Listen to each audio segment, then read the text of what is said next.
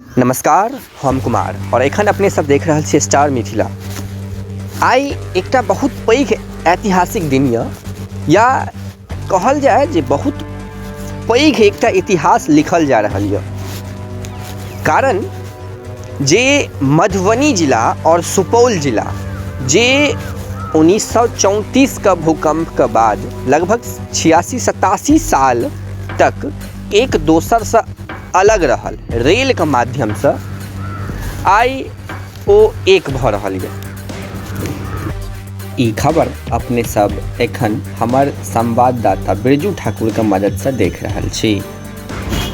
हालांकि सरायगढ़ से आसनपुर गुफा तक रेल परिचालन होइत छल जे एकटा पैसेंजर ट्रेन छल, लेकिन सरायगढ़ सुपौल जिला में अछि।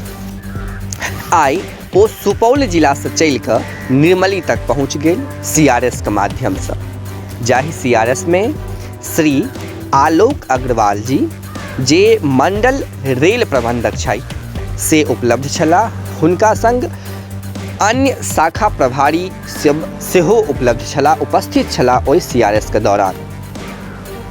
आइ ई दुनू जिला एक भऽ गेल और एहि दुनू जिला के एक भेला सँ मिथिला एक भऽ गेल। सुपौल और मधुबनी जिला, सुपौल जिला का सरायगढ़ और मधुबनी जिला का निर्मली। हालांकि निर्मली के किछु भाग सुपौल में सेहो पड़ैया, लेकिन किछु भाग एकर निर्मली में सेहो मधुबनी में सेहो पड़ैया, ताहि हेतु हम मधुबनी कहि रहल छी। तऽ मधुबनी और सुपौल जिला आइ एक भऽ गेल। हम अहाँके एकटा चीज विशेष बताबै के कोशिश करब। वीडियो अगर नीक लागै तऽ जरूर शेयर कऽ दिअ, कमेंट करू वीडियो केहन लागल और लाइक कऽ लिअ सेहो, चूँकि आगू जे वीडियो हम अपलोड करबै सेहो अहाँ तक आबैत रहै। एहिके कारणसँ चैनल के सब्सक्राइब कऽ लिअ और फेसबुक पर छी तऽ लाइक जरूर कऽ दिअ। अगर हमरा एहिसँ पहिले, हालांकि ट्रेन परिचालन निर्मली से सरायगढ़ में एखन किछु समय यऽ, निर्मली से सरायगढ़ के दूरी 13 किलोमीटर और झंझारपुर से अगर हम सरायगढ़ के बात करी तो बाय रेलवे आब के समय में तऽ ई जे छै से मिला जुला के अहाँके 45 किलोमीटर, झंझारपुर से लगभग सरायगढ़ 45 किलोमीटर एखन के समय में अगर ट्रेन परिचालन भऽ जाइए तखन। लेकिन यह ऐसा किछु समय पहले जाहि टाइम में एहि रेल खंड पूरी तरह से बर्बाद भऽ गेल छलै, ओहि भूकंप के बाद पूरी तरह से ध्वस्त भऽ गेल छल, जाहि समय में ओहि समय के दौरान ओहि बीच में अगर हमरा सरायगढ़ जाइके छल या अहाँ सब केओ भी व्यक्ति अगर सरायगढ़ के सोचै छलिए जे सरायगढ़ हमरा जेबाक छै तऽ ओकर 300 किलोमीटर के दूरी हम तय करै छलिए। तऽ अहाँ सोचि सकै छियै ओहि 300 किलोमीटर में, हालांकि ओहिसँ बेसी छै, झंझारपुर से दरभंगा, दरभंगा से समस्तीपुर, समस्तीपुर से खगड़िया, खगड़िया से मानसी, सहरसा होइत फेर सरायगढ़ अबै छलिए हमसब। तऽ ई काफ़ी लंबा रूट छलै जे 300 किलोमीटर प्लस छलै और भरि दिन से ज़्यादा समय लागि जाइ छल एहि रेलखंड पर होइत सरायगढ़ पहुँचै में।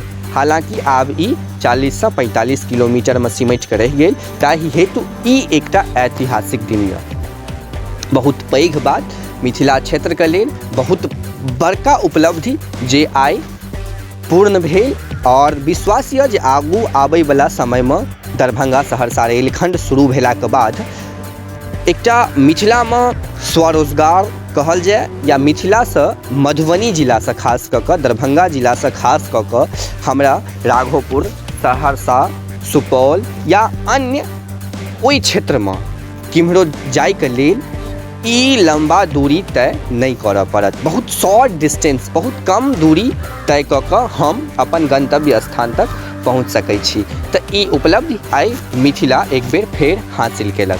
हालांकि किछु स्थिति में मिथिला एखन सेहो पिछड़ल यऽ, चूँकि कोनो दृष्टि से या तऽ सरकार के होइ या कोनो आम जनता के होइ ध्यान नहीं पड़ि रहल छै कि नहीं छल मिथिला में। हालांकि ओहि सब विषय में एखन हम चर्चा नहीं करब, वीडियो लंबा भऽ जायत। लेकिन ई एकटा उपलब्धि जे आइ मिथिला के हाथ हासिल भेल। आगू आबै वाला समय में जे झंझारपुर से लऽ कऽ निर्मली तक रेल परिचालन आमान परिवर्तन कार्य के कारण बाधित छै, सेहो शुरू भऽ जायत आगू आबै वाला 1 से 2 महीना में। तऽ जुड़ल रहू स्टार मिथिला न्यूज से। हम एही पर